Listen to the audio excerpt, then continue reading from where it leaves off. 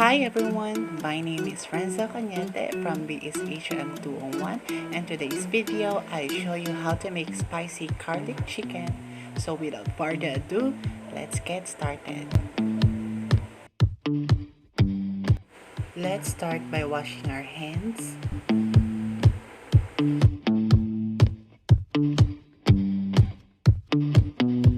Cleaning the area, preparing the plate and utensils to be used.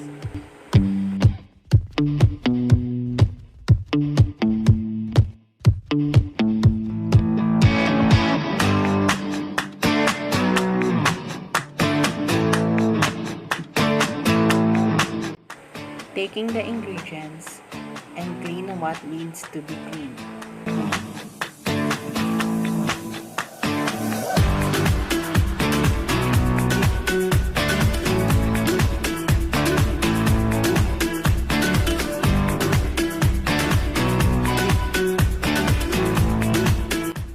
And then preparing the ingredients. Mince the garlic.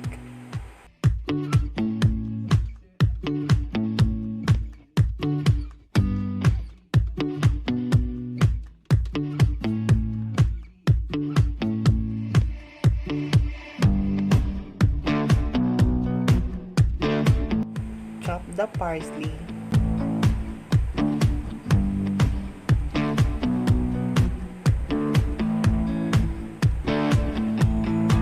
Cut 2 slices of butter and make it into four.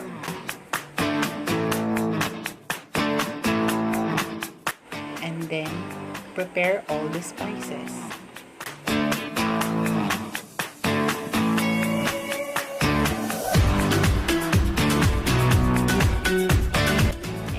Arrange all the ingredients.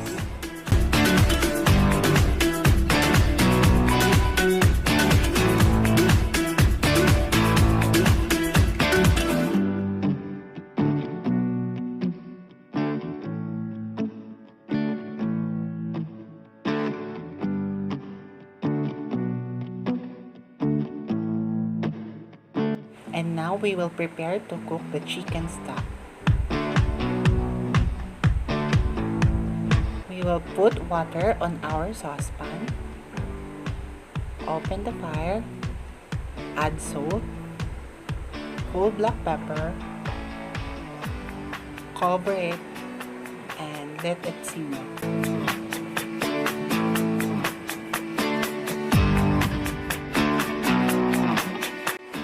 And if it's ready, we will add our chicken.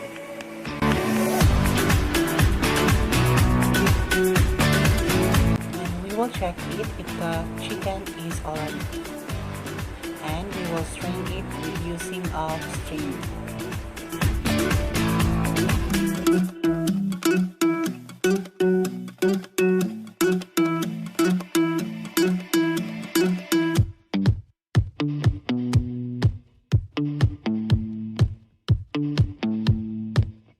And now we are preparing to cook the chicken. Put the boiled chicken into a bowl, toss it with garlic powder, cayenne, and paprika, and with flour.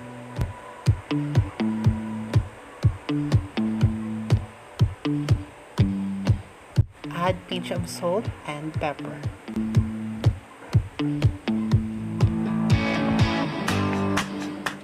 Heat the oil in a skillet over high heat until very hot but not smoky.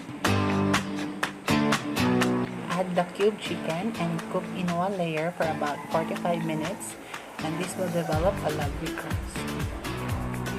Turn the pieces of the chicken and continue cooking for 3 to 5 more minutes.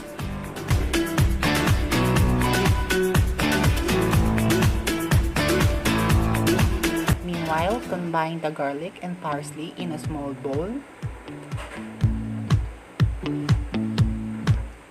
Add 2 cubes of butter and saute for about 1 minute longer.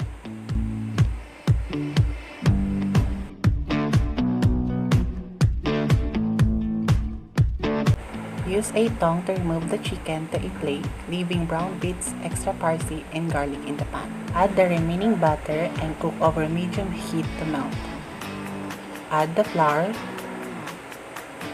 and salt, pepper to taste, and mix together. Slowly add the chicken broth, whisking to combine until all broth has been added. Cook over medium-high heat, stirring constantly until gravy has cooked down a bit and thickened.